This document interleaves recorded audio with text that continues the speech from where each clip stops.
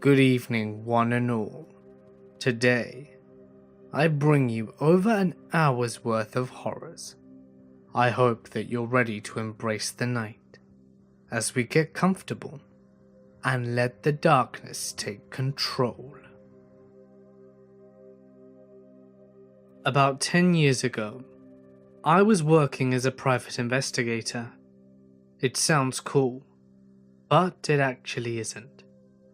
You spend about 3 to 5 hours each day driving to your cases, stake them out in a blazing hot car with the engine off for 8 hours, and then spend 1 to 3 hours in a hotel room writing up your reports before finally getting some sleep and doing it all over again. I did this job for about a year after completing my training to be a medic in the Army Reserves. I was young at the time, so the idea of making $50,000 a year and travelling all over the country whilst living out of a suitcase seemed appealing to 19-year-old me. As I said before, you spend a lot of time driving around in areas you're not necessarily familiar with. On one of those late nights, I found myself driving onto a twisting mountain road just outside of Taos, New Mexico. The area was heavily wooded with narrow roads that curved sharply, without a lot of places to turn off, since you were driving up and around mountains and forests. In the middle of the night, as I maneuvered my rental vehicle through a curve, I saw a woman stumbling along the side of the road carrying a small child. The sight caught me off guard and sent a shiver down my spine. It was so unexpected and so out of place. There were no houses nor buildings around me, and it was around 2 a.m. and pitch black. This unnerved me, but what sent the shiver down my spine was the way she moved. She lurched along with what I can only describe as a shuffle, straight out of a George Romero zombie flick, and she didn't look up or acknowledge me as I drove by. She just stared aimlessly at the road in front of her. You have to remember that I was 19 years old, and fresh out of a year of extensive army training. I was in peak physical shape, and I thought I was Billy Badass at the time. I had spent a month working in trauma centers as part of my training, so I still don't often get freaked out or scared, but seeing this did scare me. I drove on for a minute or two thinking about what I'd just seen. Who was she? What was she doing here this time of night? How did she get here? The more rational part of my brain took over, and I came to a horrifying realization. I had been driving for about 1.5 miles past her, and I hadn't seen any homes nor businesses, nor had I come across any places to turn off since I had seen her. And it had been about 10 miles since I had come across a place to turn before I saw her. This wasn't normal. Something was wrong. I realized that she had to be hurt or in trouble. Perhaps she'd been in a car accident and was in shock. What if the child she was carrying was hurt? I was a medic. I had trained for a year to help people. Sure, I was scared and unnerved. But how would I feel if they later died of exposure out on the mountain, and I was too much of a coward to go back and help? Wouldn't I also be scared the first time I saw combat, when my friends were depending on me? I had to man up and turn around. And as soon as it was safe, I did so. I drove back to where I'd seen her, half relieved and half horrified when I could not find her. I traced the road 6 times. Where could she have gone? There was only a small area on the side of the road and guardrails for miles. I drove, turned around and drove, and turned around and drove, and turned around and drove again. I was obsessed with finding her. Part of it was out of concern for her child. Part of it was proving myself that I was doing the right thing, even though I was scared shitless. After a while, however, it became about me proving it to myself that I wasn't actually going insane. I spent hours looking for her. Eventually I stopped my car and started walking along the road, looking for any signs of her or any disturbance on the mountain to indicate that a vehicle had crashed off the road and down a mountain. I walked that entire 3-mile stretch of road in pitch black with a flashlight, at times yelling like a madman, listening to every twig and echo with bated breath.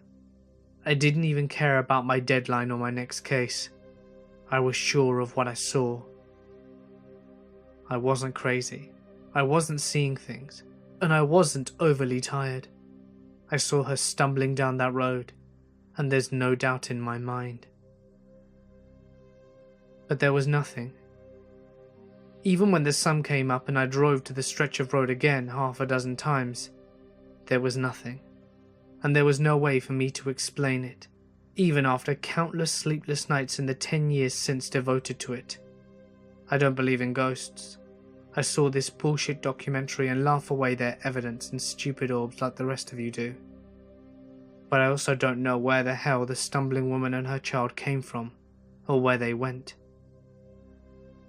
So, on the off chance that you were stumbling down a windy road in Taos, New Mexico about 10 years ago with a toddler in your arms, please, tell me what happened, where you came from, where you went, and that you are both okay. I've been puzzled for a decade now. I used to date a guy called Norman back in high school. I'm 29 now, and have a 9-year-old daughter. So this must have been at least 12 to 13 years ago roughly. I guess we were each other's first real love/relationship. And we even wore promise rings, which was a pretty big deal back then. We talked about getting married, and what our life together would be like. Basically, things people say or do when they've been together for a year as teenagers. As things go, we began to argue and fell into a cycle of breaking up and getting back together. I was immature and stupid, and I ended up getting together with another guy during one of our breakup periods. It became a messy love triangle situation, and Norman and I finished for good after I chose this other guy. Not my proudest moment, but I was 17 and stupid. Fast forward a few years, I made a Facebook account, and out of curiosity one day, I looked up Norman. We added each other on Facebook, and I messaged him, apologizing for what had happened between us. I was happily married by the time, and had just had my daughter. Norman was a good sport about it, and we remained amicable friends via social media. I really only ever spoke to him to say happy birthday, or randomly comment on a status. Another few years go by, and Norman gets into a relationship with a woman called Marissa. I was happy to see him moving on. My marriage didn't work out, but I was happy with my life and raising my daughter by myself. During Christmas one year, I found an old Polaroid picture of Norman and I that we took during a cabin weekend that we had taken together whilst we were dating. I messaged him and recalled how much fun we'd had. He didn't reply, and this was before those scene stamps. I later found out that I was no longer on his friends list. A few months later, I got a message from Marissa. She basically said that I was a whore and a slut, and that she saw the message I had sent months ago. She told me to never ever contact him again, and that I needed to get over him.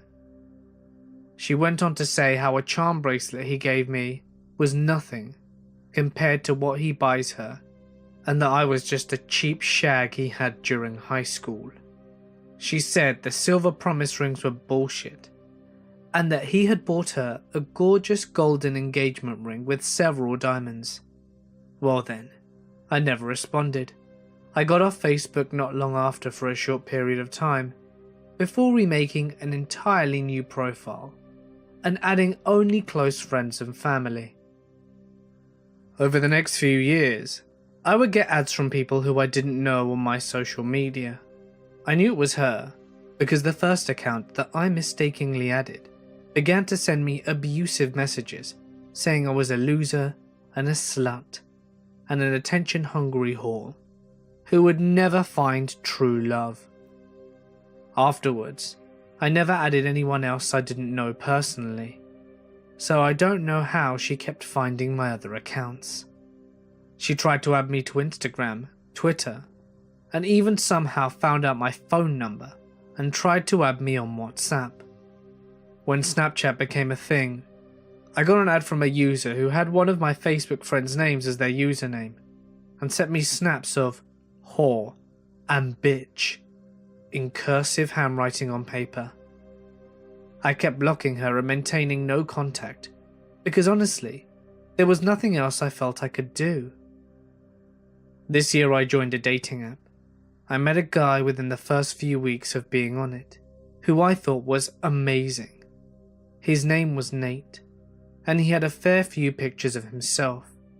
He was average looking, so it didn't raise any red flags with me that this suspiciously model looking guy was trying to talk to me. He said he had an Android phone, so he couldn't FaceTime, but we would speak on the phone regularly. It was definitely a man's voice. We texted a lot over the next few weeks, and things seemed to be going well enough for a meetup. We scheduled a time and a place a week beforehand, and he asked me about past relationships. I didn't think too much of it when he asked me about my first real relationship.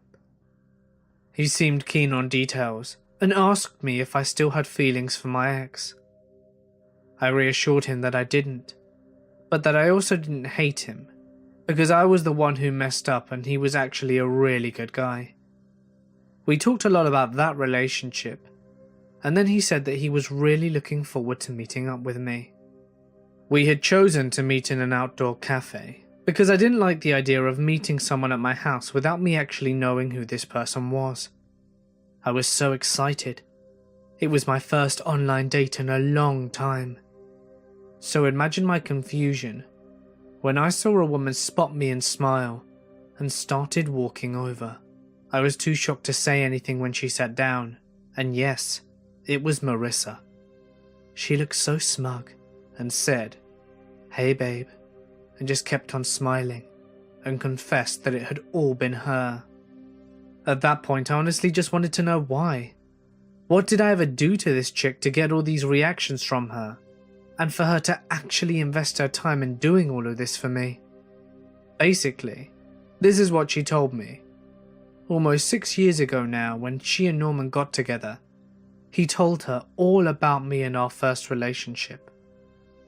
She went onto his friends list and saw me there, and then went through all my pictures and posts, trying to see what he saw in me. Then when I messaged him, she confronted him over why I had any pictures of me and him still, and why he needed to have me on Facebook. So he deleted me and promised to never speak to me again. She told me that she hated me and said that I was a stupid bitch who loved playing with people's emotions and that she wanted to give me a taste of it. She said that she made up accounts so that she could just keep an eye out on me and make sure she wasn't going to be in the same city as her and Norman. She would walk by places I'd say I'd like to go to make sure I wasn't meeting up with Norman in secret. She knew where I worked through my LinkedIn, and she said the guy who I spoke to on the phone as Nate was her friend who was in on it and wanted to see me go down.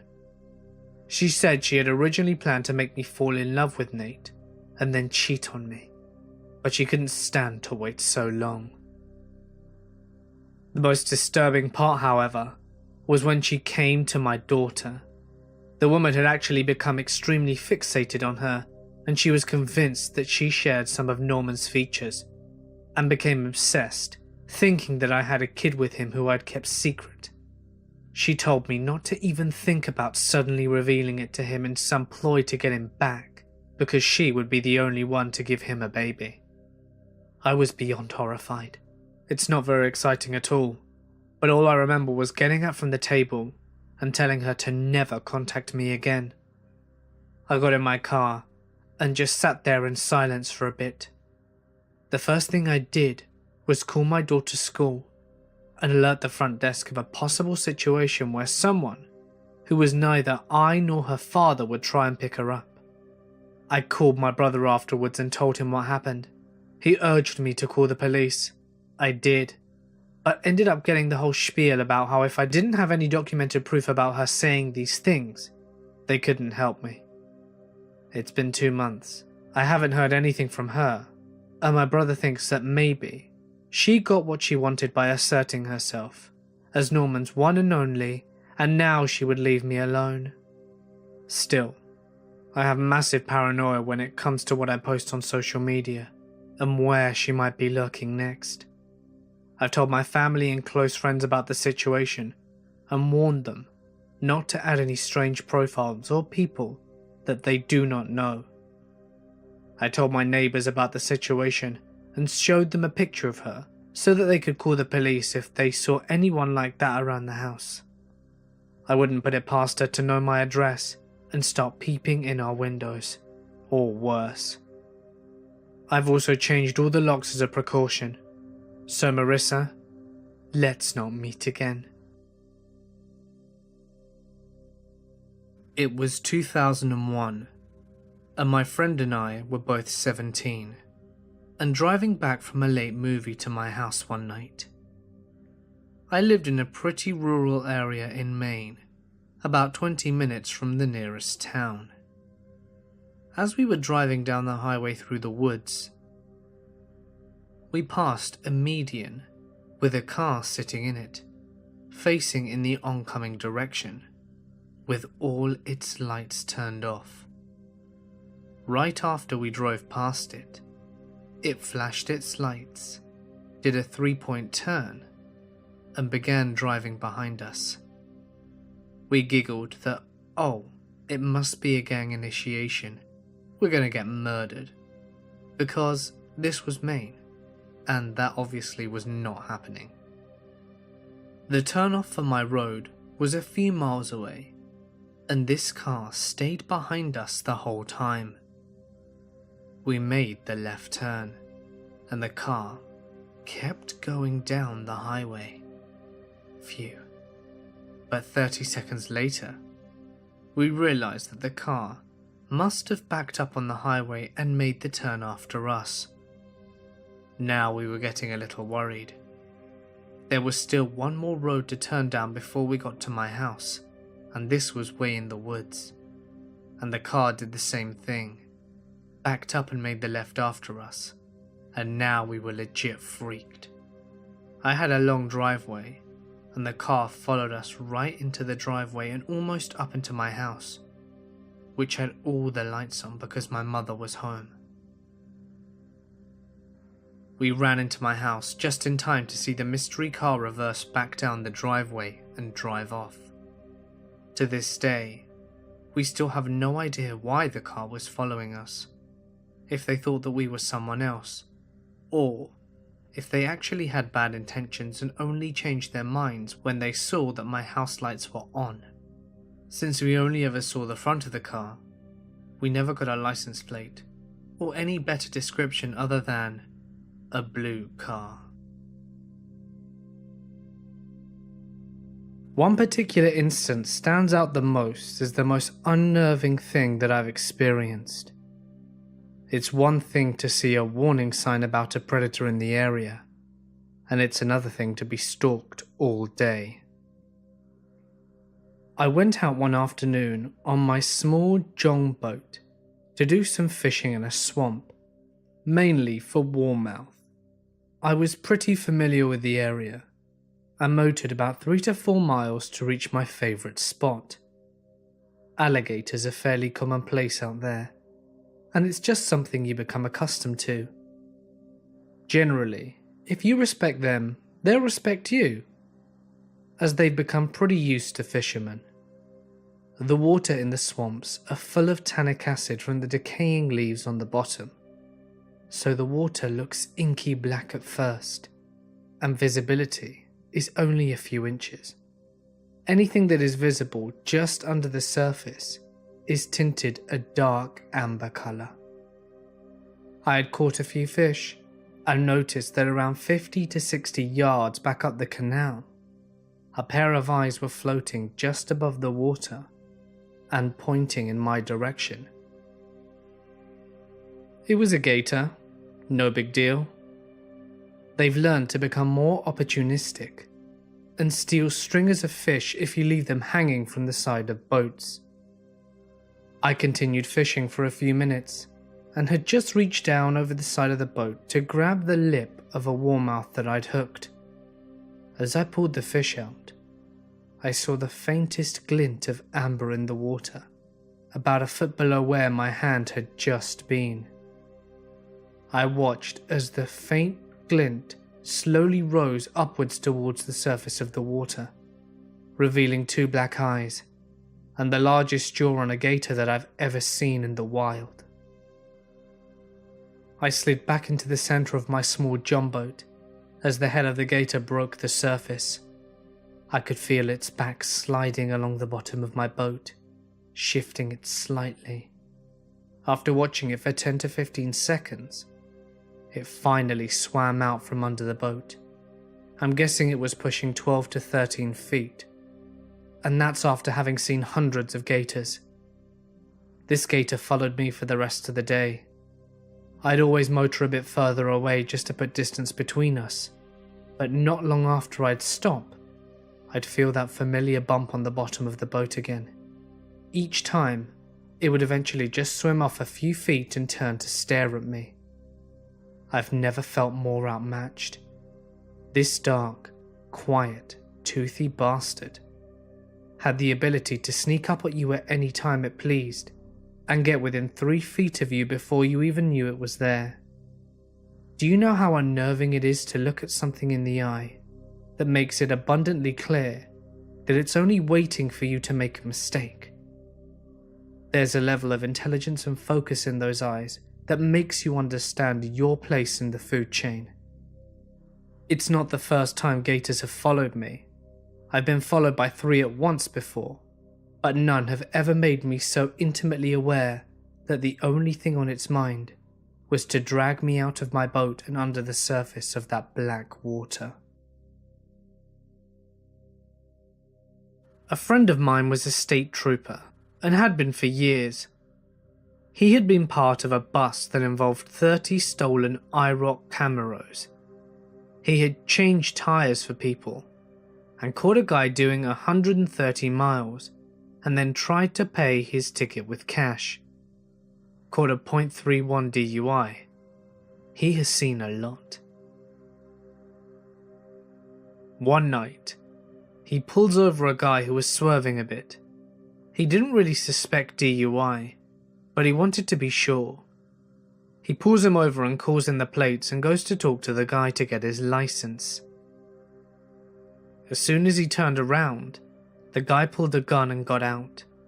My friend turned back to find himself staring down into the barrel of this guy's handgun with no way out. He soon learned of this guy's warrants and how he wasn't going back. The guy got him down on his knees, and the guy kept talking for about a minute, and then goes to execute him. He pulls the trigger with the gun held to my friend's head, and it jams. The gun doesn't go off. He quickly subdues the man and arrests him. The guy is lying on the ground crying. My friend gets back up, and this guy goes to prison. He was never able to return to patrols. He would freak whenever he had to pull someone over, and it ended his career. Years later, he went to prison to meet the guy, and forgave him for what he did that night. I guess it was to get closure. About 12 years ago, in a suburb of Baton Rouge, there was a suspected serial killer on the loose. The running joke in our store was that it was one of us, because the murders were happening in and around the delivery area. There was a very dodgy motel by a remote industrial complex right off the highway.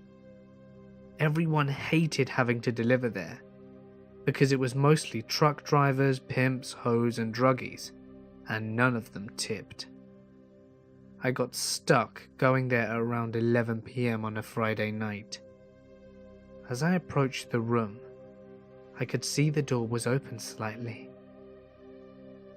I knocked and said hello, and there was no answer. Through the crack I could see a person sitting, so I nudged the door open a little. It was a frumpy middle-aged naked woman tied to a chair, blindfolded and gagged. She nodded as if to acknowledge my presence and turned her head in the direction of the nightstand. There was a note and some money on it. I scanned the room and didn't see any signs of anyone else, i.e. the person that tied her up. I read the note, and it was something in the lines of, "This is our 20th anniversary, and it was my fantasy. Please look all you want, but don't touch, and keep the change. P.S. My husband is hiding and watching, so don't try anything." There was a $20 tip. I thought for sure this was my last delivery I'd ever be making. I snatched the money and left the pizzas on the bed and backed out slowly. I had never been more creeped out in my life. Unfortunately, there was no murder at that hotel that night.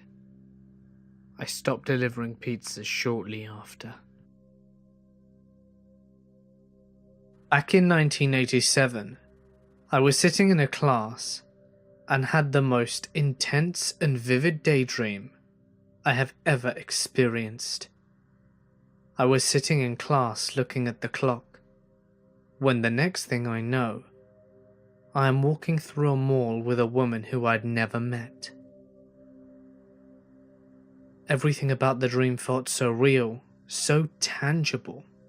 The smells, the tastes, the overall experience. I was an adult, and I knew that she was my girlfriend. As we were walking and talking, some guy started shooting people randomly, but before I had a chance to react, I felt something like a punch to my chest. When I looked down, I was standing over my own body, with a pool of blood spreading around it. I watched the chaos of the scene unfold in real time. My girlfriend was all over my body screaming, and I was trying to comfort her. I watched the police neutralize the shooter, and then the other emergency workers cleared the scene. I watched them remove my body, and I tried to follow, but I was unable to leave the mall. I haunted the mall for a few years. As a spirit I was bored, so I would mess with the security guards during the night shift. During the business hours, I would try to interact with the customers. Every now and then, I could get someone to nod hello, or walk around me and we wouldn't collide. I remember an elderly man sitting on one of the benches and having a heart attack. He was standing over his body, so I walked over to comfort him. I had an overwhelming feeling that it wasn't his time to die, and so I told him. He sank back into his body as the emergency workers were resuscitating him. One day I was sitting on one of the resting benches, and a young boy about the age of 6 or 7 sat down next to me. He began talking to me, and when he did, I felt something strange happen. I knew I was to leave with him. I became his invisible friend. His name was Brian. He was an only child of a single mother, and she was an abusive alcoholic. I helped him survive life. I taught him not to talk to others about me, so that they wouldn't think that he were crazy. I experienced being with Brian for years. When he was about 10 years old, His mother came home drunk. She went into a drunken rage and hit Brian, and I lost my temper, and I was able to slam her into the wall. She never hit him again. I watched him grow up into a teenager, and when he was around 18, I knew that my time with him had come to an end.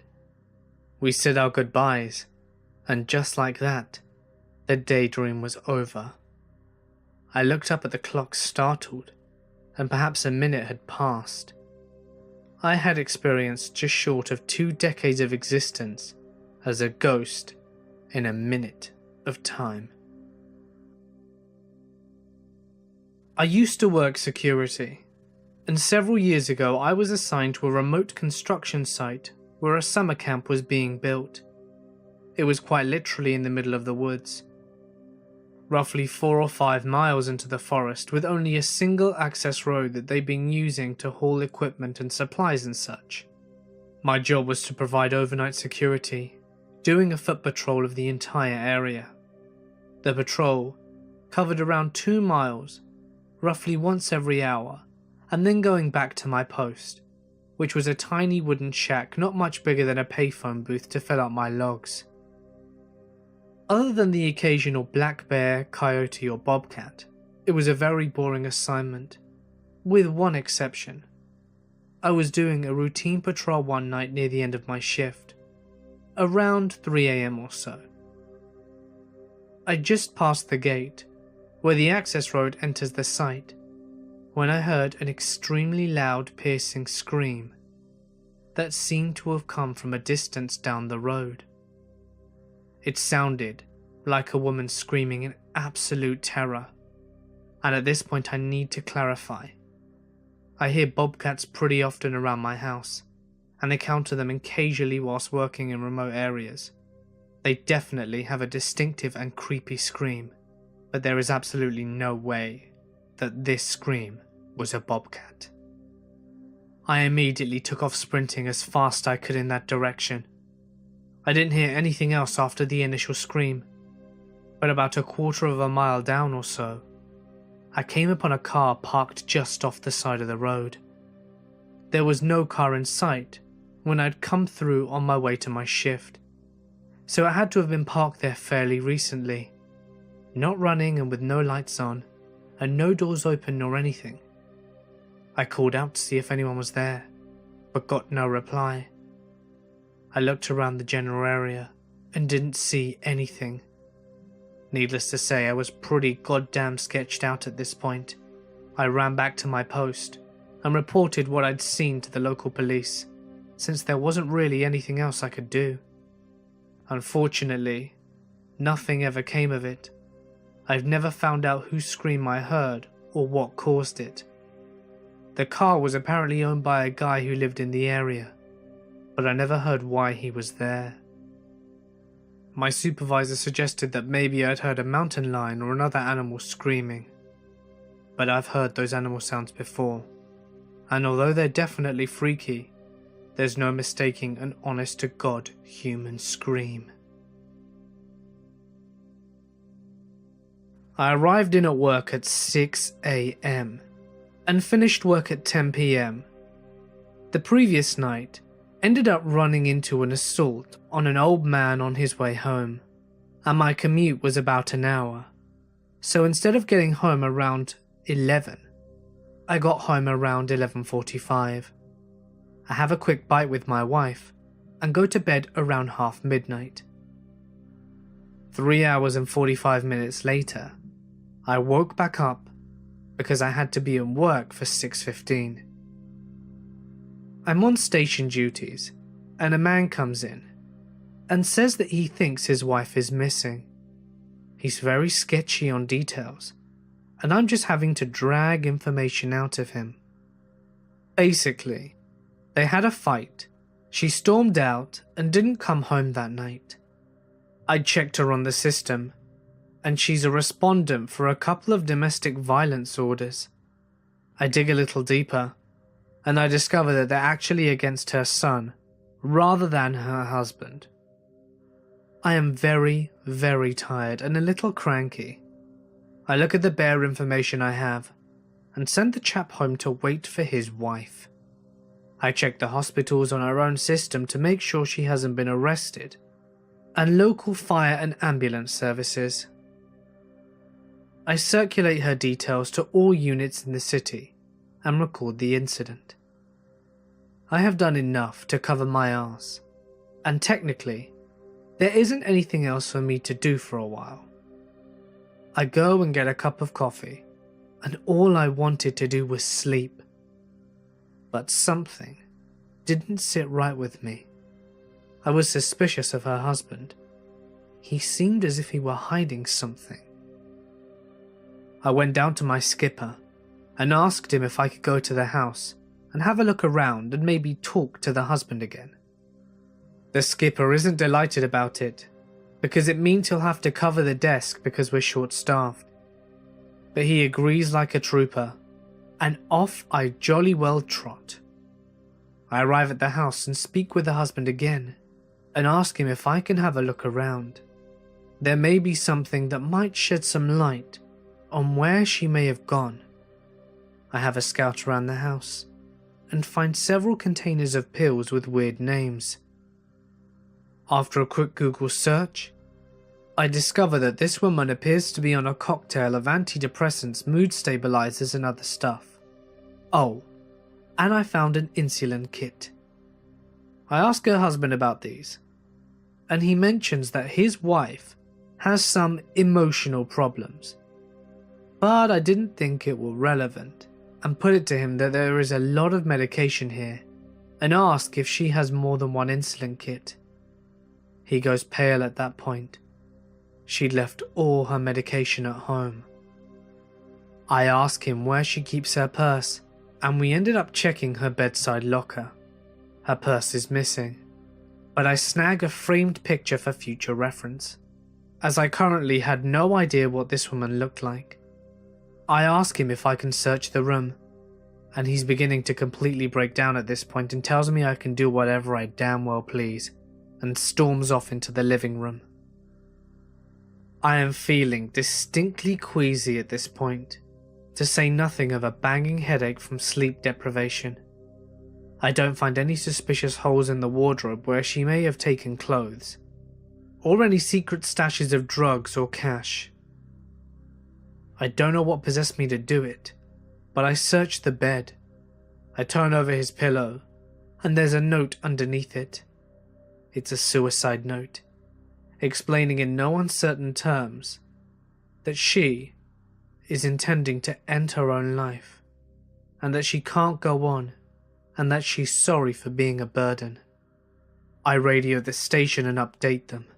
I then have to walk down to the living room and tell this woman's husband that he had been sleeping on her suicide note overnight and never noticed. That was probably one of the hardest things I've ever been called upon to do, bar dealing with dead children. I found her eventually, though it took another 8 hours. We pinged her phone to a nearby town, but that just gave us general locality. I put the town to her husband, but he said that she didn't have any friends or family there. And after 15 minutes, he calls me back to tell me that they spent a weekend there shortly after they got married. I called the hotel they stayed in on that occasion, and they've got no one by that name. So I went down in person and showed them a picture of the lady. The person at the desk told me that a guest answering to that description had just left on a walk to the pier. I went out to the pier and found her, and we had a bit of a chat. Nothing dramatic.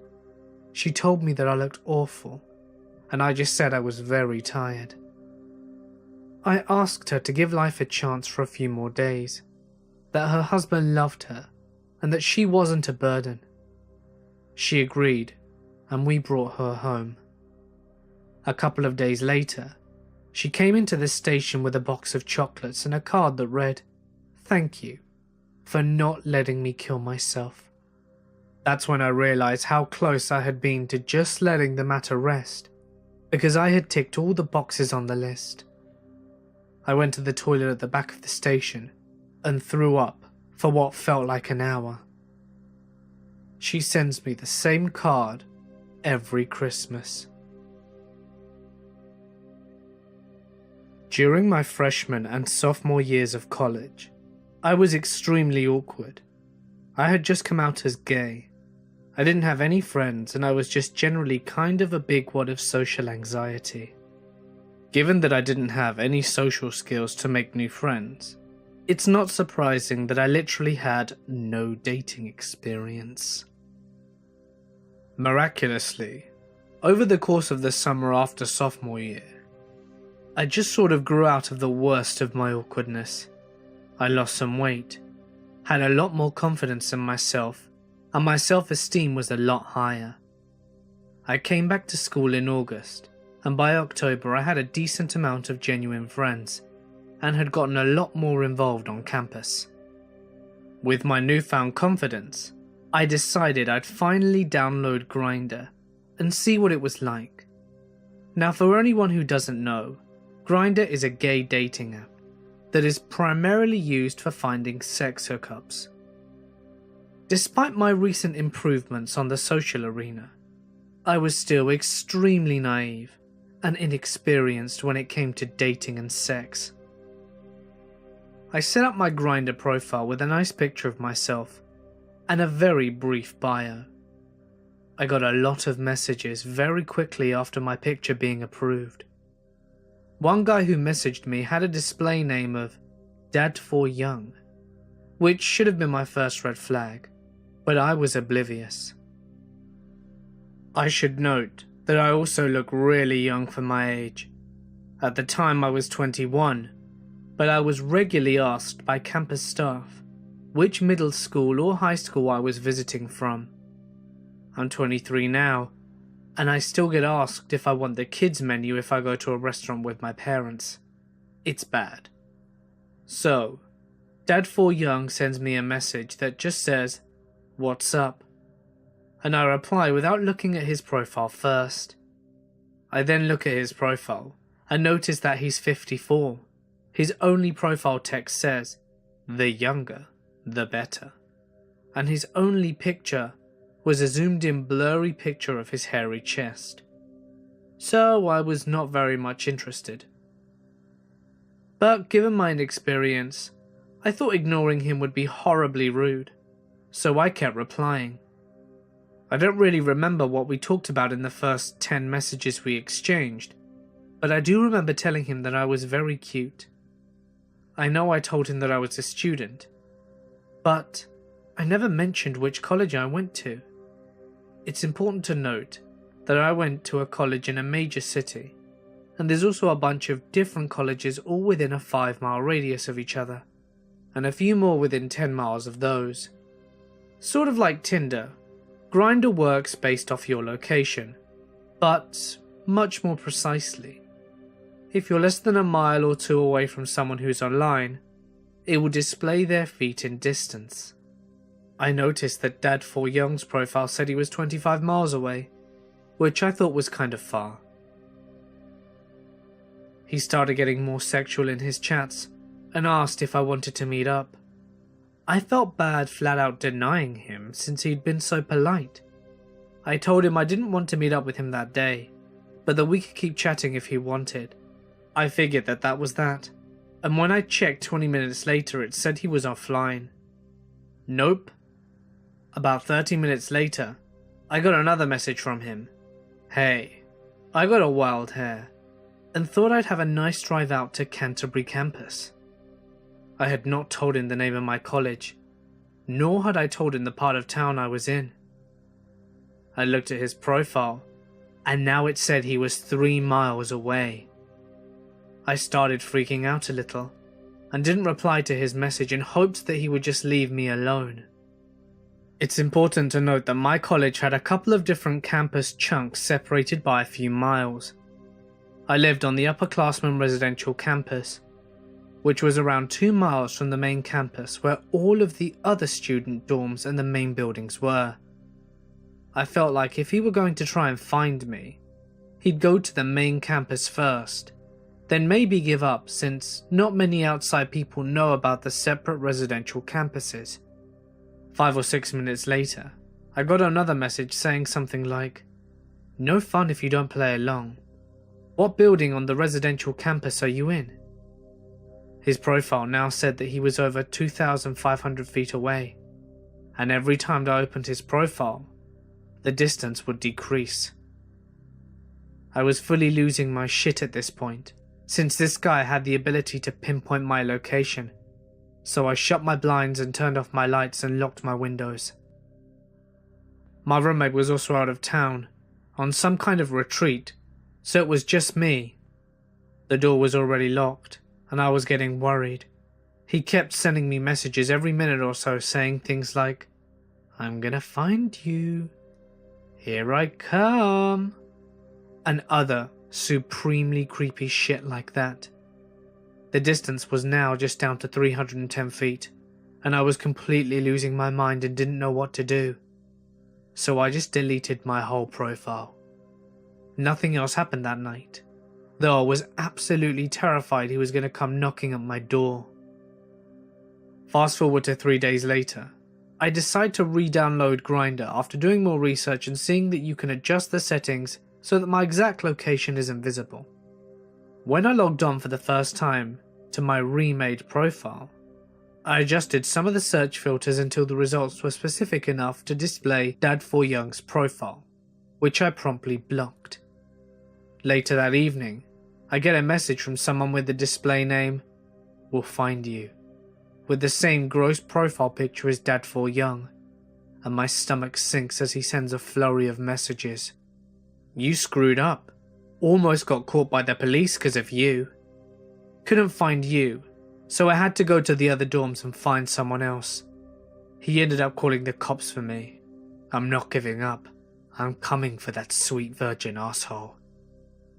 Freaked out, I blocked him again, deleted my profile again and then deleted Grindr. I refused to re-download it or any dating apps for about a year after that, at which point I worked up the courage to try again and have not heard from this nutjob ever since. So terrifying old man with a fetish for young inexperienced guys, please, let's never meet again. Only once when I was fishing did I have a ghostly experience, and that was when I was fishing at a lake in France. I'd been there for a couple of days, and my time was really nice and peaceful. There was an old chateau nearby riddled with bullet holes from the Second World War. Anyway, this lake is on a French army training area, so it was pretty secluded, and during the late afternoons, I had the feeling of being watched from the woods on the far end of the lake. Each day at the same time, the feeling would return, usually around dusk, and from different areas as whatever it was got closer. I remember walking on the last night of my trip, outside the bivvy. It was very foggy, and I could hardly see the dim glow of my bite alarms. I decided to make a brew. As I flicked on the lighter, the sparks silhouetted the face of a helmeted German soldier, peering into my bivvy from the darkness outside. The next morning I packed up and went home, but not before speaking to an old French estate warden, who told me that the chateau had seen some fierce fighting when the Americans liberated that area of France. The Germans had fled into the woods, only to be ambushed by a patrol in reserve. They were all killed and buried around the lake. I don't think I'll fish there again. This happened when I was 11. I still remember it as if it were yesterday. My grandfather was getting old, and had been in and out of the hospital a few times that year. At the moment, he had been in the hospital for about 2 days. We had gone into the hospital to visit him, where I gave him a big hug and told him that I loved him and would see him tomorrow. That night, I went to bed and had the most beautiful dream. My grandpa came into my room and sat in the rocking chair in the corner. He invited me into his lap, and he told me he was going away for a while, and that someday he would see me again. I shouldn't worry because everything was going to be okay, and he was no longer in any pain.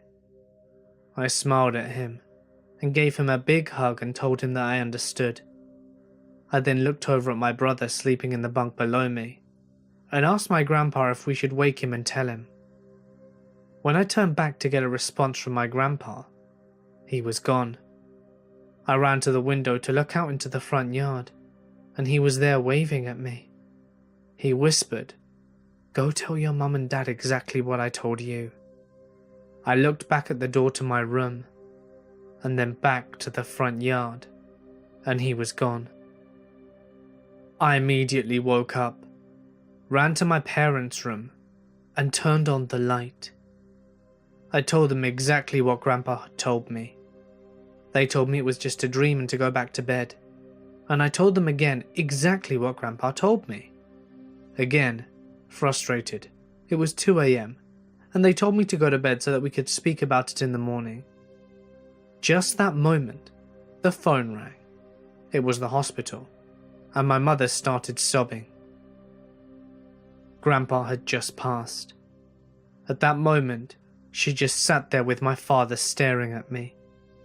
I still remember their faces. They both looked at each other, then at me, then each other, and finally smiled and stopped crying. They gave me a big hug, told me that they loved me, and to go back to bed.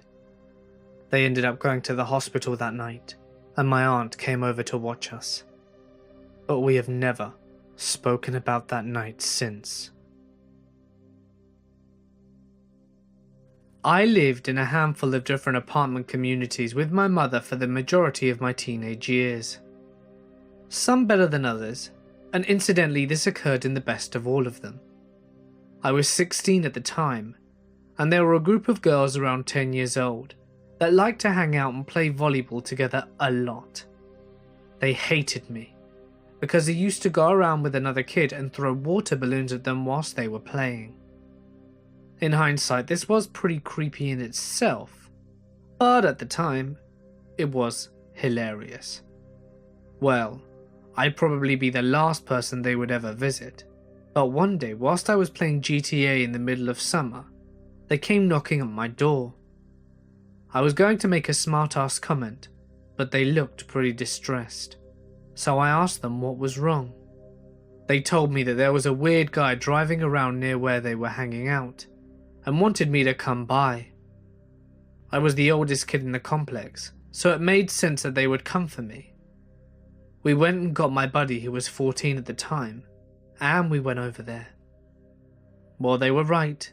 We got over there and there was this guy in an old truck, still there, watching us approach. I was pretty fearless, so I flipped him off and started throwing a football with my friend. The girls went back to playing volleyball, and this is where things get absolutely crazy. After around 10 minutes, the guy gets out and starts walking towards all of us. We decide to get the hell out of there, so we run back towards my place. He follows. I tell everyone to book it, and he starts running behind us. At this point I decide I'm gonna go get my mother's gun and scare this guy away. So he beat him back to my apartment and locked the door. I get the gun, unloaded, and go back outside to find that he's there waiting for us with a nasty look on his face. I look him dead in the eye and tell him to get the hell out of here and point the gun right at him. But he smiles, reaches into his belt and raises his own gun right back at me. It's at this point that I completely shit myself. I know I can't fire. I went completely numb just standing there, gun raised for what felt like years, when in hindsight it was probably no more than 15 seconds. Neither of us said a word. After that eternity, he finally lowered his gun and walked away. We called the cops after and omitted the part about my gun, but they never found the guy. I have not pulled the gun on anyone after that. I was the neighborhood badass forever after the encounter though. but absolutely did not want the designation. I didn't sleep for weeks. I can still clearly see the barrel of that dude's gun staring me down. I felt like the smallest dude in the world for those 15 seconds. My mother trained as a nurse at the old Westminster Teaching Hospital in London in the 1950s. On one of her first night shifts, she was doing the rounds in the children's ward. Everything was fine. All of the kids were asleep, but in one of the rooms, she found the sink faucet running, which was a bit weird because it had been fine when she was there only a few minutes before. She figured that one of the kids must have gotten up and been thirsty or something, turned it off, and carried on with the rounds. When her shift was over, she was checking out with the matron, who asked if she had anything to report. She said that there was nothing, except that someone had left a faucet on in one of the rooms.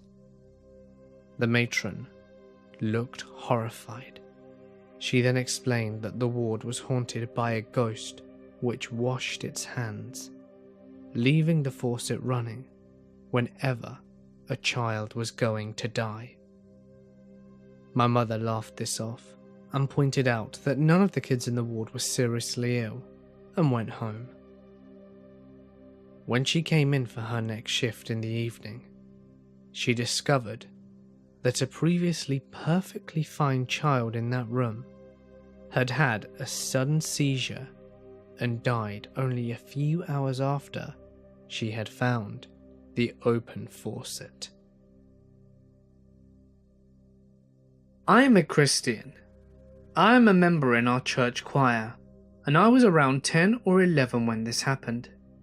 In our church every Sunday morning, we have breakfast in the church quarters. It has a beautiful ocean view. The dining hall is on the front, and on the left-hand side are the priest rooms and rooms for the other church people. Our meals were always prepared by this one cook. He was a great guy, or at least that's what I thought back then. His name was Al, and back then he was in his late 30s or early 40s. The thing with Al was that everyone thought he was gay. Or at least, he pretended to be gay. The way he spoke, the way his mannerisms were, they all indicated that he was quite feminine. So no one suspected him in any way. One day, there was a fiesta in our neighborhood, so people were everywhere. I enjoyed biking around the area, and today was one of the days where I found myself doing just that. And I was wandering around the backside of the church, and there he was. I was sitting in a chair watching me. He called me to come inside the church quarters. He was all alone, and it didn't ring any alarm bells in my head because we never had any stranger danger classes here, and because I just thought he was a nice guy. Not to mention that nothing bad has ever happened here.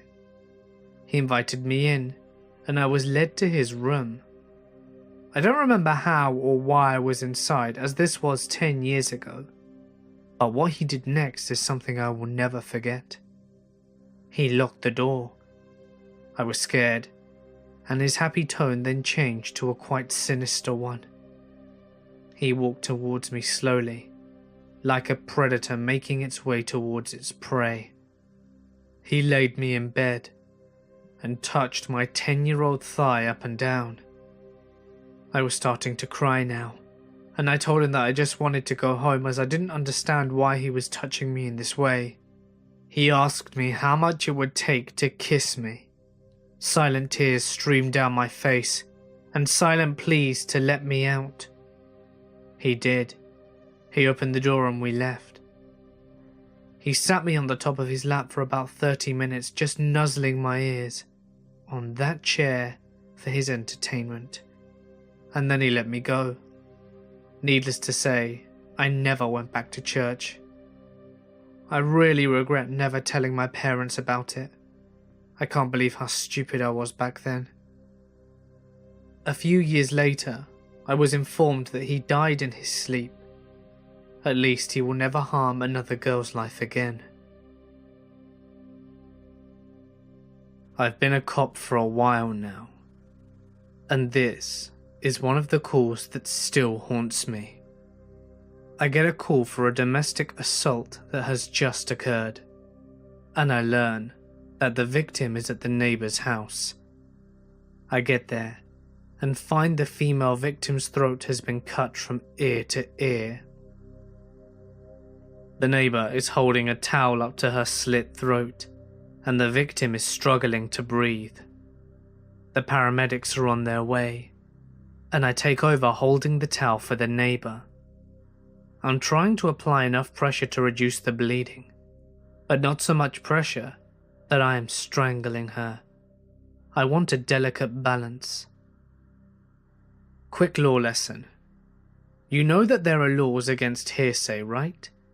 Basically, I can't testify in court about the events that someone else has told me about and that I didn't witness. The person who witnessed it would have to testify to it. One of the exceptions is what's known as the dying declaration. If someone is on their deathbed and believes that they are about to die, their statements are exempt from the hearsay rules. I have some serious doubts that this woman is going to live. I want to ask her who slit her throat. In order for it to qualify as a dying declaration, I need to be able to testify that she believed she was about to die. So, I ask her 2 questions. The first, who cut your throat? Which she answered. The second was, you realize that you may be about to die? To which she answered, yes. Our eyes locked, and I still remember the emptiness in her eyes. Within a few minutes, the medics showed up, and my partner and I went next door to look for the suspect. The door was ajar, and we could hear a baby screaming upstairs. We went in with guns drawn, and a metallic smell of blood was overpowering. We made our way upstairs, past smeared bloody handprints on the walls, and found the child. He was unharmed, and the suspect was long gone. Thanks to the excellent performance of the medical staff, the victim survived. I met with her a couple of weeks later, and I was apprehensive to speak to her again. I had basically looked at her and told her that she was going to die. When she opened the door, I could tell that she didn't recognize me. She had very little memory of what happened after she was assaulted. I told her who I was, and she hugged me, crying, and thanked me for saving her life. The suspect ended up pleading guilty, so I never had to testify as to what the victim had told me that night. It still haunts me to this day. I worked in the California Avenue after Buena Vista Street opened in Disneyland. One night I was cleaning the shelves in trolley treats when the locked automatic doors just opened. Now normally I wouldn't think anything about it, but 2 fellow cast members behind me, just checking out the cash registers, just stopped and stared. I asked, did those just open on their own? And they both nodded. I shrugged and continued my work. About 10 minutes later, it did it again. This time I was alone. I got down and checked the door, but it wouldn't open even for me, so no idea what caused it at the time. I mentioned this to my lead, who told me that the whole trolley treat side and the old Burbank ice cream shop were haunted by a little girl who died in the parking lot when the DCA wasn't even a dream. She apparently liked messing with the boys and would tease male leads closing up by running up and down the aisles late at night. One day, I was walking to work, and all of a sudden I had an urge to walk a different path than usual. I work downtown in a big city. It was a strange spur-of-the-moment urge to walk a different way that changed my life forever. I turned into an alley that I had never seen before. As I remember it, I made it about 15 feet or so in, when an actual glitch happened. Everything in my mind scrambled. It felt as if I didn't have a body anymore, just that I was a semi-conscious entity floating through some weird dimension. All of a sudden, in the array of different colours and shapes, a vision came to me. It was a bunch of strange-looking people that in my mind resembled businessmen in suits. They looked startled and panicked that I could see them. One of the people made a quick movement and everything turned to black. When I regained normality, I was on a completely different street. It was on the same street that I always used to walk to work. I felt sick and severely disturbed. I'd never done any hard drugs, never experienced any hallucinations, and have never had anything like this happen to me. The weird thing is, when the glitch was correcting itself, and I could see those people watching me like a caged animal, I had the feeling that I knew that I was being controlled. It still bothers me very much to this day. When I was 10 years old, I had a really freaky thing happen to me at my house. I woke up in the middle of the night, really thirsty. It was around 1 in the morning, and the entire house was dark. I got out of bed and went downstairs to get a drink. Conveniently, my mother had just gotten up to do the same thing. We head downstairs to the kitchen for some water, and right when we got to the kitchen, a car randomly pulled into our driveway and a man got out. My mother and I are standing in our kitchen as we watch him very aggressively start coming towards our door. He was wearing a hoodie and black gloves, really big burly dude. Right before he reached the door, my mum flipped on the light. Since the entire house was dark, he couldn't see us, but we could see him. The instant the light flipped on, he stopped, looked right at us, and ran back into his car and hauled us out of the driveway and down the road. We never saw the guy again, and I don't know if he was trying to break in or what he was planning to do, but I had nightmares about it for weeks. Scared the shit out of me. My 2 buddies from the war and I go about twice a year on a weekend-long fishing trip. We catch up on our lives, rent a cabin and the usual. But this year happened to be one when my buddies were sick, so I told my other friend about it, and he told me that his cousin was in town and that he could fill in. So we took off to our spot.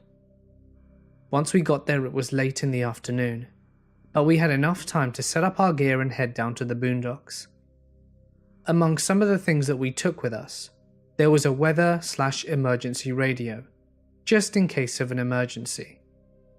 We set it up on any FM frequencies and chill out until we catch something. Between us talking and getting to know more about my friend's cousin, the radio started to make a crackling sound which it had never done before. Then the radio mysteriously switched from FM to AM, which I thought was weird since it had a little button on the side that you needed to press in order for it to change. We called it a night. But my friend's cousin looked distracted. He kept looking at the lake and smiling, and there was also a hint of fear in his eyes. When we got to the cabin, we headed towards the kitchen because we all heard a loud noise. All the dishes had been thrown onto the floor, and my radio was making the same strange sound. My buddy's cousin comes up and tells me, "Don't worry, it's the spirit of the man who lives here. He just doesn't like you guys coming here." I looked at him puzzled, and my friend later explained to me that he's a medium. I wasn't much of a believer, but now things have changed. Hey guys, it's Mort here, and thank you so much for listening. I don't know if you can hear it, but I actually have a cold.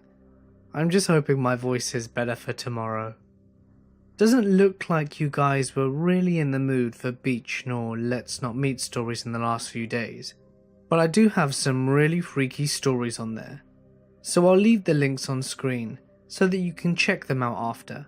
They're seriously creepy and I know you'll like them. So go on. And if you enjoyed today's video, please consider dropping a like and leaving a comment. It would really help me out with the YouTube algorithm. Thanks guys. And if you want me to read your story on my channel, you can submit it to me as a text post on Reddit or send it to me via email. Both links can be found in the description. And if you'd like to do something truly amazing today to help support the channel, you now can via Patreon. And you'll be able to find the link in the description as well as the links to my social media. But anyway guys, for now, I'm gonna sign off. Stay awesome, and I'll see you in the next one.